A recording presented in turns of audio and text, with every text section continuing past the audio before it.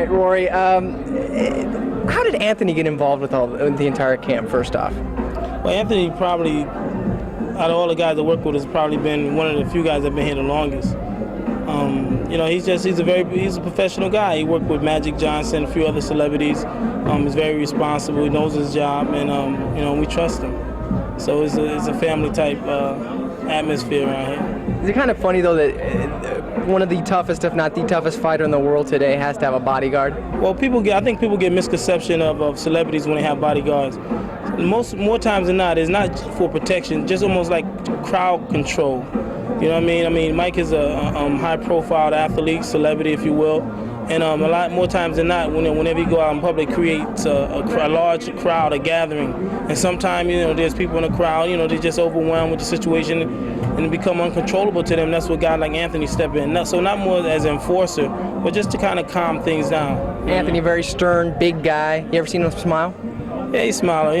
Everybody's, man. All our guys is pretty serious because this is, when you're in public with Mike, he's taking care of his business. It's very intense. He have to be on his P's and Q's more so than Mike. He's Mike eyes, second pair of eyes. So, and along with the other guys. So a lot of our guys, you won't see them smiling too much because they're taking care of business. But when we're not working around the house and stuff, we have a lot of fun, do fun things, and a very relaxed atmosphere. Perfect. I can't do it inside. What's that? I can't do it inside.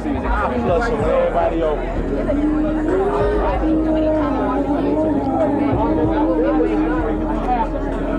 wants to get away.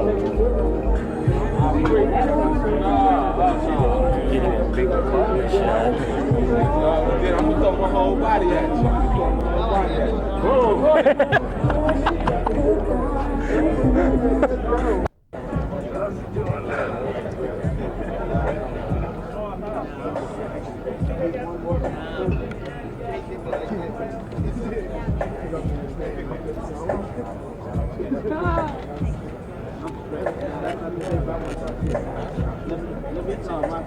That's it.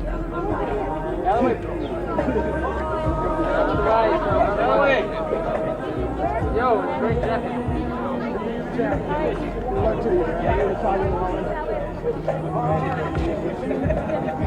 That card.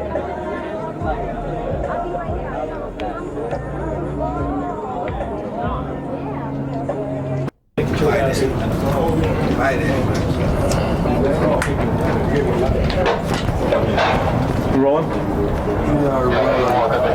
All right, Mike, first of all, compare the shape that you're in for this fight, for your last fight. Are you in better shape now? Yeah, I feel basically I'm in good shape.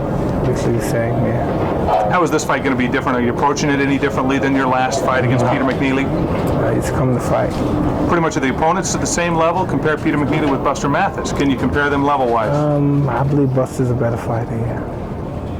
Is there any chance that Buster Mathis has of beating you in this fight? If so, what would his chance be? He has no chance. Absolutely no chance. Then what would motivate people to want to watch this fight? Huh? What would motivate people to want to watch this fight if you're saying he's got no chance of beating you?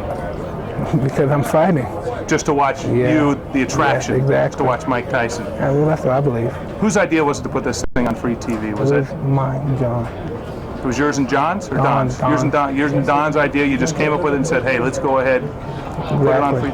Is it partially because you didn't think the fight could sell, or do you think it's just being kind?